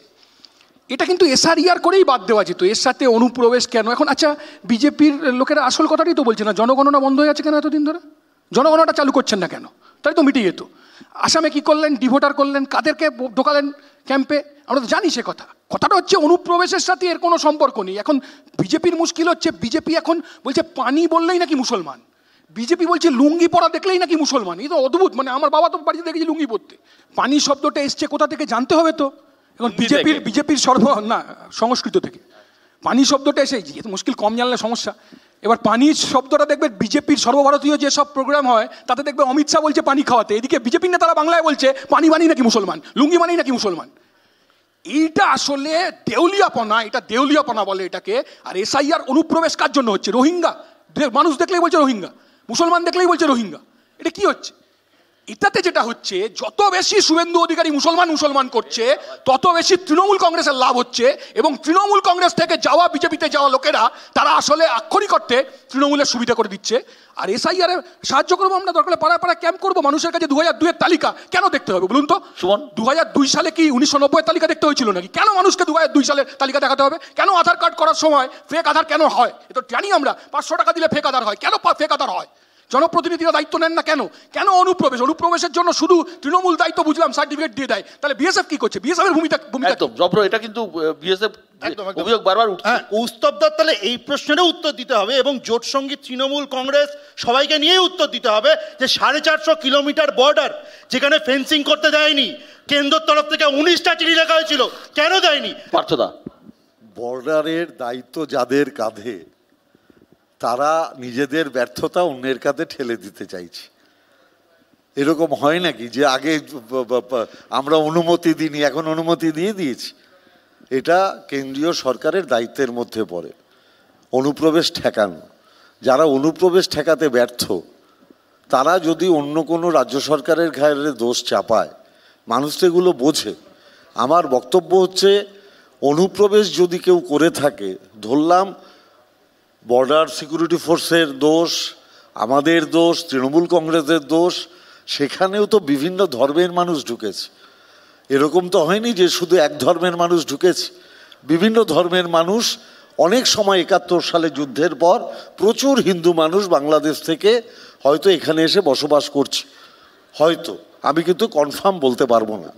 কিন্তু আমরা দেখলাম আসামে যখন প্রথমে একটা প্রচার করা হলো যে যারা অনুপ্রবেশকারী রোহিঙ্গা কিংবা সংখ্যালঘু এসব নাম ফাম দিয়ে তাদের ডিটেনশন ক্যাম্পে পাঠিয়ে দেওয়া হবে, পরবর্তীকালে যখন ডিটেনশন ক্যাম্পের সংখ্যা পরিসংখ্যান জানা গেল, তখন দেখা গেল হিন্দুদের সংখ্যা বেশি। অর্থাৎ এই হিন্দু কারা যারা আসামের ডিটেনশন ক্যাম্পে আছে? এক। দ্বিতীয় হচ্ছে, বাংলার বুকে, কুচবিহারের বুকে এক রাজবংশী সম্প্রদায়ের এক ভদ্রলোককে আসাম থেকে চিঠি পাঠিয়ে দেওয়া হলো, আপনি বহিরাগত, আপনার নাম ভোটার তালিকা থেকে বাদ যাবে। এটা কি করে সম্ভব একটা ডেমোক্রেটিক কান্ট্রিতে? আপনি একটা বাইরের রাজ্যের সরকার, সে মুখ্যমন্ত্রী পশ্চিমবাংলার, সে ইন্টারফেয়ার করে বলে দিচ্ছে যে আপনার নামটা থাকবে না, আপনি বহিরাগত। সে কিন্তু সংখ্যালঘু সম্প্রদায়ের নয়, সে রাজবংশী সম্প্রদায়ের, 50 বছর ধরে কুচবিহারে থাকে। আমি বলছি এই যে অসামঞ্জস্যগুলো দেখা যাচ্ছে, এর জন্য প্রশ্নটা উঠছে। ঠিক, আমি সুমনের কাছে আসবো। সুমন, আমি বলছি যে ধর্মীয় কারণে যারা এসেছিল এই দেশে তারা ছিল উদ্বাস্তু, আর যারা অন্য বিভিন্ন কারণে ঢুকেছে তারা হচ্ছে অনুপ্রবেশকারী। এটা একদম দেশের সরকার আইন করে বলছে, এখানে কোনো বাধা নেই। আপনি ঠিক বলেছেন পার্থদা, বিএসএফ এর দোষ আছে। আমি দাঁড়িয়ে বলছি, 4 বার দেখাবেন এটা রিপিট করে, আমি বলছি বিএসএফ এর দোষ আছে। আপনি তো বাঙালি না, আপনি তো ভারতীয় না, আপনার দায়বদ্ধতা নেই এটাকে আটকানোর। বিএসএফ এর একটা সিপাহী, একটা অফিসার, সে 5,000-10,000 টাকা নিয়ে একটা লোককে পার করিয়ে দিতে পারে।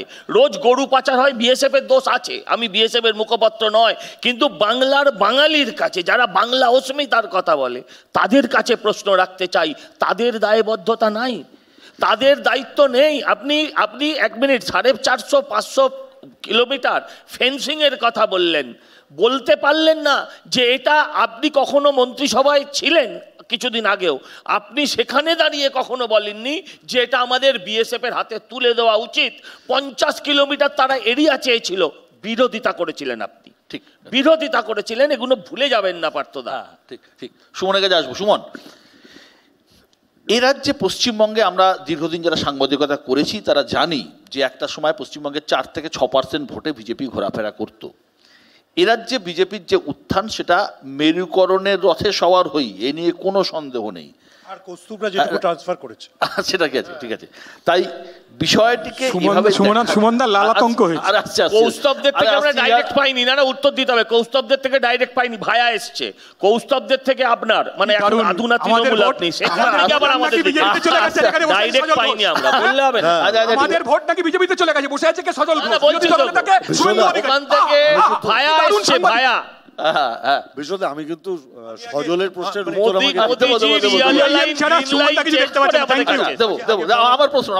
প্রশ্ন বসে আছে সজল ঘোষ, বিরোধী দলনেতা শুভেন্দু অধিকারী ও সিপিআই। ঠিক আছে, ঠিক আছে, ঠিক আছে। এ রাজ্যের রাজনীতিতে ধর্মের প্রভাব এবং বিজেপির আসন সংখ্যা দুটো প্রায় একসঙ্গেই বেড়েছে। এই অনুপ্রবেশ ইস্যু কি মেরুকরণের অস্ত্রে শান দিতেই? অনুপ্রবেশ বিজেপির চিরকালই অস্ত্র, মেরুকরণে শান দিতেই। কিন্তু আমরা যদি ওভারঅল এসআইআর নিয়ে বিতর্কটা দেখি, এবং যেহেতু বিহার থেকে আলোচনা হচ্ছে, জল কিন্তু অনেক দূর গড়িয়ে গেছে। দুটো জিনিস আমরা ভুলে যাচ্ছি। এক, যেটা তুই উল্লেখ করেছিস, যে সুপ্রিম কোর্ট বলেছে পুরো এসআইআরটা বাতিল করে দেবো। দ্বিতীয় কথা, আমি তো বলিনি, আরে ঘোষেদের নিয়ে গান আসবে, তো যেটা ইস্যু হচ্ছে যে তার মাঝে চিফ জাস্টিস বি.আর. গাভাই আরও দুটো কথা বলেছেন। উনিও তো দেখেছেন নেপালের ওই ভিজুয়ালস, হেলিকপ্টারে করে পালাতে হচ্ছে, সবার তো অভ্যেস নেই।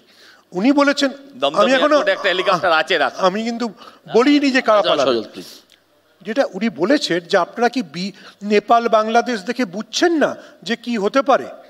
ফলে এসআইআর নিয়ে ওভারঅল ইলেকশন কমিশন এবং বিজেপি দুজনেই ব্যাকফুটে, বা নিজেরাও কিছুটা ব্যাক গিয়ারে গেছে। কেন? যেটা আমরা খেয়াল করছি না, যেটা বারবার বিজেপি ভুল বলছে, যে 13টা ডকুমেন্ট বিহারের জন্য ছিল, তার মধ্যে পাসপোর্ট, বিহারে কত জনসংখ্যার কত লোকের কাছে পাসপোর্ট ছিল? 2%। ম্যাট্রিকুলেশন কত লোকের কাছে ছিল? 28%। সরকারি চাকরির আইডেন্টিটি কার্ড কত লোকের কাছে ছিল? 4.8%। এর পরিপ্রেক্ষিতে কিন্তু সুপ্রিম কোর্ট যখন বারবার, সুপ্রিম কোর্টের অবজারভেশন নিয়ে আমরা অন্য সময় খবর করি, অবজারভেশন হচ্ছে আপনি কিন্তু মানে এমন কোনো কাজ করতে পারেন না আপনি জনগণের ইচ্ছাকে উপেক্ষা করতে পারেন। এবং এ বিষয়ে আরেকটা জিনিস সবাই ভুলে যাচ্ছে, এ বিষয়ে অন্তত বাঙালির বলার বেশি অধিকার আছে, কারণ প্রথম ইলেকশন কমিশনার সুকুমার সেন এই কথাটাই বলেছিলেন, ইলেকশন কখনো এক্সক্লুডিং হতে পারে না, ইলেকশন সবসময় ইনক্লুসিভ হতে হবে। ফলে তুমি কাকে ভোটার তালিকা থেকে বাদ দিচ্ছ সেখানে বিজেপির টেনশন আছে যতক্ষণ অনুপ্রবেশ। আমি একটু বলবো না, বলবে মতুয়া ভোট যেটা বিজেপির স্ট্রং হোল্ড, কারা ধরা পড়ছে মহারাষ্ট্র থেকে, কারা ধরা পড়ছে উড়িষ্যা থেকে, সব মতুয়া। যদি কেউ বনগায় যায়, মানে পার্থবাবুর কেরালায়, তামিলনাড়ুতে ধরা পড়ছে কারা, জিজ্ঞাসা করছে কারা, তো যারা জিজ্ঞাসা করেন কে মতুয়া কে রাজবংশী, এই জিজ্ঞাসা করে বেড়ান। এবং বেশিরভাগটাই তফসিলি জাতি, তফসিলি উপজাতির মানুষজন। আমরা বাঙালি অস্মিতা নিয়ে আলোচনা করছি তো, একটু শুনে নিন আপনি। বাঙালি অস্মিতা নিয়ে কথাবার্তা বলছি তো, সুমনদের কথা শুনে আমার ভারী সুন্দর লাগলো। মানে ওনার বক্তব্য হচ্ছে বাঙালির এমন নাকি কোট অ্যান্ড কোট অধঃপতন হয়েছে, ম্যাট্রিকুলেশন সার্টিফিকেট নেই, পাসপোর্ট নেই, ব্যাংকের পাসবুক নেই, কিছুই নাকি নেই, সেই জন্য এসআইআর এর বিরোধিতা করতে হবে। কোনো এই জায়গাটা যুক্তি চলে যাচ্ছে। নেই যে পশ্চিমবঙ্গে মোট জনসংখ্যার কত লোকের কাছে পাসপোর্ট আছে, গোটা ভারতবর্ষে জনসংখ্যার মন্ত্রিসভার সদস্য ছিলেন। আমার পার্থদার কাছে বিনীত প্রশ্ন, আমি এবার বলি, আপনি তো বললেন পার্থদার কাছে, আমি একটু বলবো, নিজের সরকার আমরা কিছু জানি না, আপনি সব জানেন। হ্যাঁ ঠিক, আপনি সব জানেন। আমি পার্থদার কাছে স্পেসিফিক্যালি প্রশ্ন করছি এবং স্নেহাশিসদার কাছেও প্রশ্ন করছি। আপনি মন্ত্রীর পোর্টফোলিও সামলেছেন, উনি এখন সামলাচ্ছেন। দাদা আপনারা তো ফরেনার্স অ্যাক্ট বলে একটা আইন আছে, সেটা নিশ্চয়ই আপনারা অবগত। You are the law makers of our state and also now India, একজন এমপি। তাহলে ফরেনার্স অ্যাক্টে বলছে যদি কেউ অনুপ্রবেশকারী ধরা পড়ে তার বিরুদ্ধে আইনানুগ ব্যবস্থা নিতে হবে। তার জায়গায় আপনারা সিস্টেম্যাটিক্যালি ভোটার কার্ড, আধার কার্ড, রেশন কার্ড চালি করে বানিয়ে দিচ্ছেন। এটা কোন রাজ্য? আমার বক্তব্য আছে, আমি বলছি। আমার কথা হচ্ছে যে এরা অনুপ্রবেশের কথা বলছে, অ্যাট দ্য সেম টাইম ওরা একটা সিএ তৈরি করেছে। সেই সিএতে বলেছে 31শে ডিসেম্বর 2014 মধ্যে বাংলাদেশ থেকে যত মানুষ আসছে হিন্দু তাদের ওরা নাগরিকত্ব দিয়ে দেবে। আবার 31শে ডিসেম্বর 24 পর্যন্ত টেনেছে, এখনও যারা আসবে তাদের কোনো অসুবিধা নেই। তাহলে ভোটার তালিকার নিবিড়ভাবে সংশোধনের ক্ষেত্রে যেখানে বলা হলো যে বার্থ সার্টিফিকেট চাই, সেখানে কি উল্লেখ করা হয়েছিল? বলতে দেবে, না জেনে বলো না, না জেনে বলো না। খালি বার্থ সার্টিফিকেটটা বলছেন কেন? বাকি 10টা মুসলিমদের বার্থ সার্টিফিকেট দিতে হবে। এবং এর ফলে যেটা হবে, লক্ষ লক্ষ বাংলাদেশ থেকে আসা হিন্দু তারা কিন্তু বিপদের মধ্যে পড়বে। আপনারা থাকলে কোটি কোটি হিন্দু বিপদে পড়বে। আর আপনি যেটা বলছেন সেটা তো অন্য। শেষ করি দাদা, প্রথম কথা হচ্ছে যারা এখন আসবে তাদের কিন্তু এখন ভোটার লিস্টে নাম উঠছে না। যারা এখন এই 2024-এ 31শে ডিসেম্বর অব্দি এসেছে তাদের ভোটার লিস্টে নাম উঠছে না। আমি একটু বলি, সন্ধ্যা আপনি একটা কথা বলেছেন, কিন্তু কথাটা আপনি ভুল বলেছেন, মিথ্যে আপনি বলেন না, সেটা আমি জানি। সেটা হচ্ছে যে এই অনুপ্রবেশ চিরকাল বিজেপির ইস্যু না, এটা আমরা মমতার দিক থেকে নিয়েছি। আজ থেকে 2001 বলতে দিন, আচ্ছা আমাদের অ্যালায়েন্সে ছিল তো, ভালো তখন মমতা যা বলেছিল এখন শুভেন্দু একই কথা বলছে। ঠিক আমাদের মমতার চটিতেই পা গলিয়েছে। দাঁড়ান একটু, দাঁড়া, আমি বলছি আমাদের অ্যালায়েন্সে ছিল। আমি বলছি 2005 সালে উনি 1 কোটির কথা বলেছিলেন। 2005 সালে 1 কোটি অনুপ্রবেশকারী মুসলিমের কথা বলেছিলেন। আমরা কিন্তু এইভাবে আমি আরেকটা কথা বলছি, লাভলি খাতুন তার কি ব্যবস্থা করলেন? তাকে কি ডিপোর্ট করেছেন না দলে রেখেছেন? 21শে জুলাই টিকটক করছিল দেখেছি। কেন রত্না বিশ্বাস তো আবার র‍্যাকেট চালান। না আমি সজল একটা কথা বলতে বললো বিএসএফ নয় এসব করেছে, আমরা বাঙালি হিসাবে কি করলাম? আচ্ছা, বাঙালি মানে কি আমাকে বর্ডার পাহারা দিতে হবে? না, মানে আমি যাই না, আমি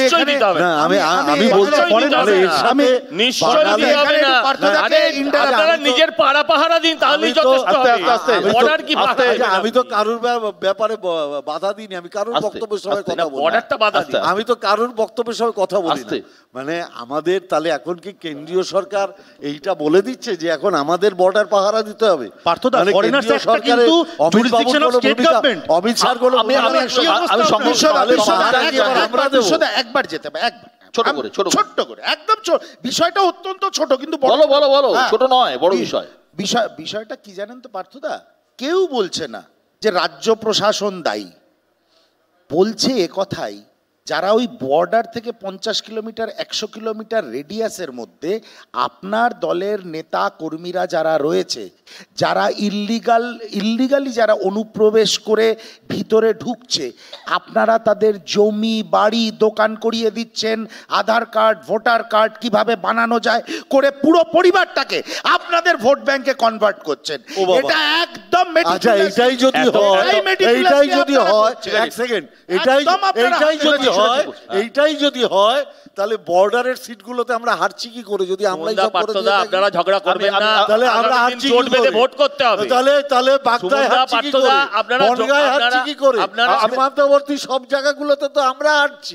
তাহলে আমরা হারছি কি করে যদি সবাই আমার ভোট ব্যাংকে পরিণত হয়? আমরা দেখেছি 2016 বিধানসভা ভোটে বিজেপির 3টে আসন ছিল, 2021 বিধানসভা ভোটে বিজেপি 77টা আসন পেয়েছিল, 3 থেকে বেড়ে 77। কিন্তু শুধুমাত্র মেরুকরণ দিয়ে কি এই আসন বাড়ানো সম্ভব?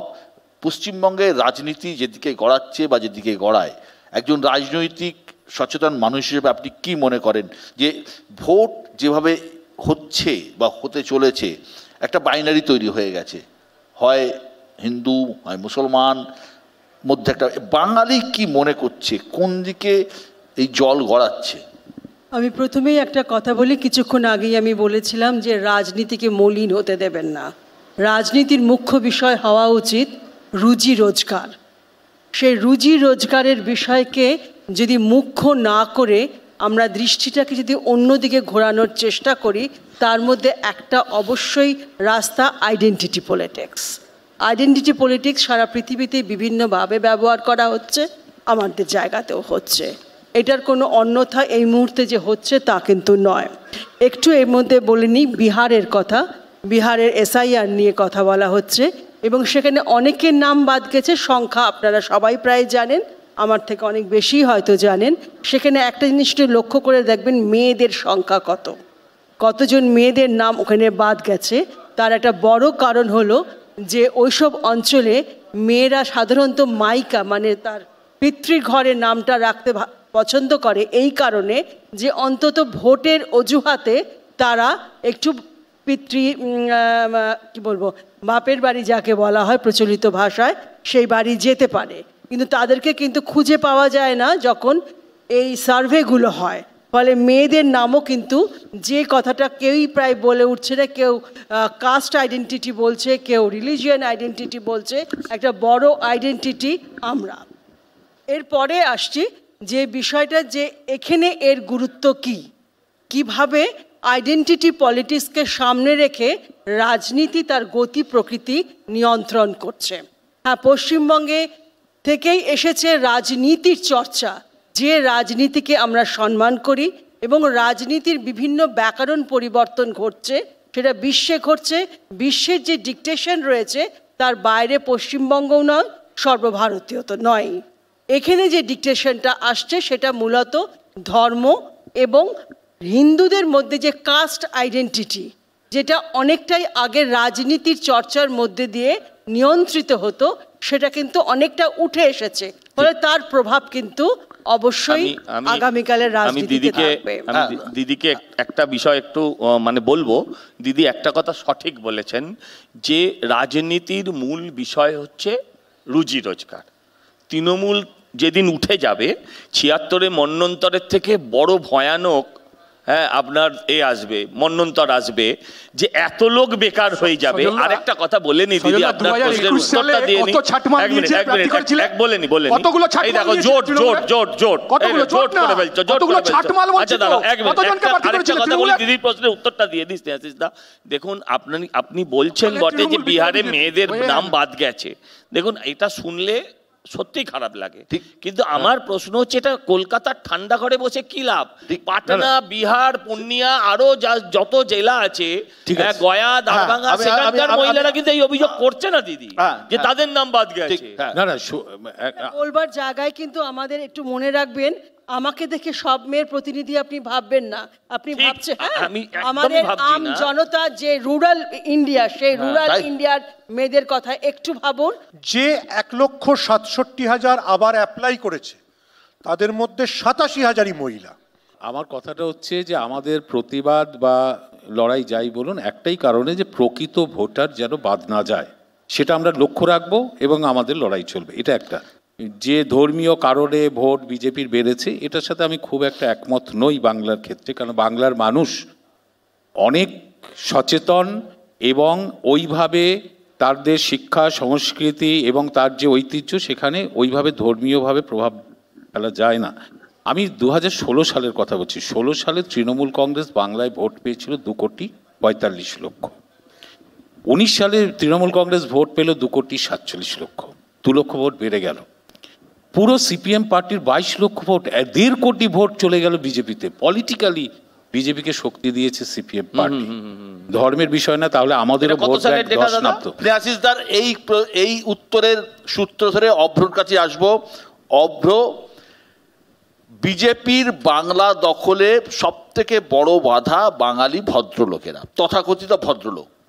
প্রধানমন্ত্রী নরেন্দ্র মোদী তার মিটিং থেকে একাধিকবার ভদ্রলোকদের কল দিয়েছেন, ডাক দিয়েছেন।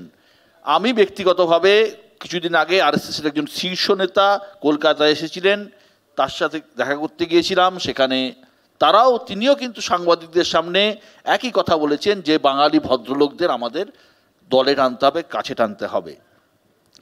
গত বিধানসভা নির্বাচনে বিজেপি থেকে তৃণমূল কংগ্রেস মাত্র 60 লক্ষ ভোট বেশি পেয়েছিল, এবং বিজেপির ধারণা সেটা মেকআপ করতে পারলেই তারা বাংলা দখল করতে পারবে। এটা 5% হিন্দু ভোট বিজেপিকে পেতে হবে, তাহলেই নাকি বাংলা দখল হয়ে যাবে।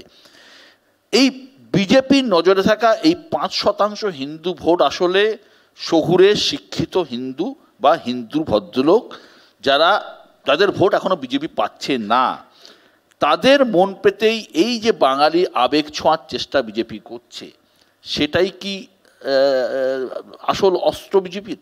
দখল করার রাজনীতিটা আমরা করি না, ওটা তৃণমূল কংগ্রেস করে। কারণ তৃণমূল কংগ্রেসের ক্যাবিনেটের একজন মন্ত্রী এসে বলছেন যে ভোট এরম করে নাকি ট্রান্সফার হয়েছে। তার মানে আপনারা ধরেই নিচ্ছেন যে একটা মানুষ একটা ভোটার, তার বাইরে তার কোনো আইডেন্টিটিই নেই, তাকে সিপিএম বিজেপি এই বলে দাগিয়ে দিচ্ছেন।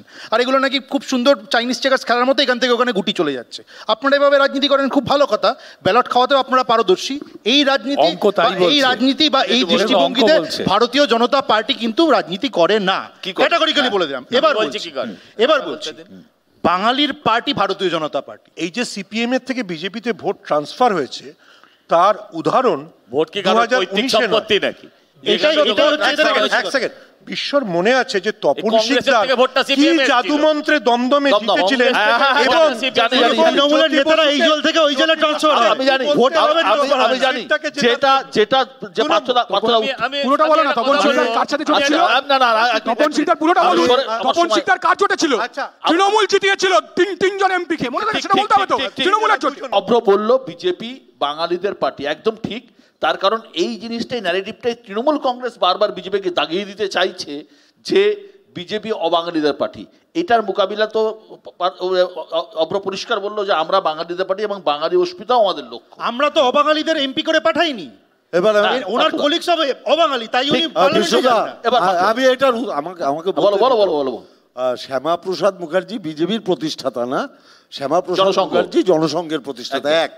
দ্বিতীয় নম্বর, শ্যামাপ্রসাদ মুখার্জির নাম ওরা বাংলায় এসে ব্যবহার করে, সারা ভারতবর্ষে কোথাও শ্যামাপ্রসাদ মুখার্জির নামাঙ্কিত কোনো কিছু ওরা করেনি। এটা গেল পয়েন্ট নাম্বার 2। আর বাংলায় আমি একটা কথা আমি তো বাংলায় আমরা যেরকম বলেছি যে বাংলাতেও 1.5 কোটি পরিযায়ী শ্রমিক আছে, উত্তরপ্রদেশ, বিহার, গুজরাট, উড়িষ্যা, বিভিন্ন রাজ্যের। তার মানে বাংলায় আমরা কারোর উপরে কাউকে অসম্মান করি না, কারোর উপর অত্যাচার করি না। বাংলায় এই সংস্কৃতি আছে, সব ধর্মের লোক, সব ভাষার লোক সম্মানের সাথে থাকতে পারবে। তাই বাংলা থেকে প্রতিনিধিত্ব করার জন্য আমরা সব জায়গাকার লোককেই প্রতিনিধি করে পাঠাই।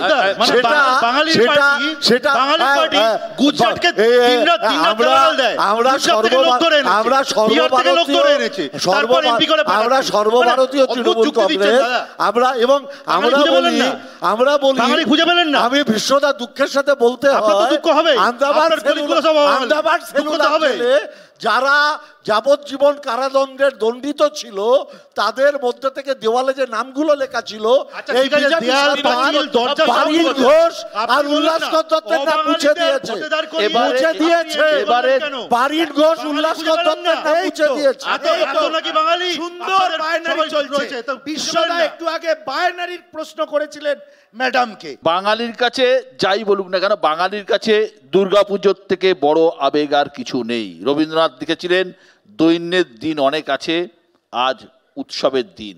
বাঙালি সেটাকেই আপ্তবাক্য করে নিয়েছে।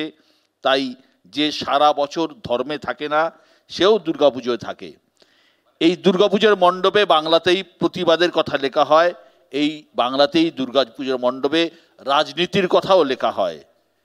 এতে জনমানসে কতটা প্রভাব পড়ে, মানুষ কতটা নেয়, মানুষ রাজনৈতিক নেতাদের কতটা এভাবে কাছে টেনে নেবে, সেটা দুর্গাপুজো একটা বড় মঞ্চ। সেই মঞ্চকে সবাই ব্যবহার করে নিজেদের মতো করে।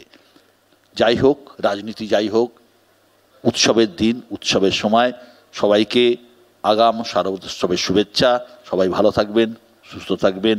অনেক অনেক ধন্যবাদ আজকে এখানে আসার জন্য।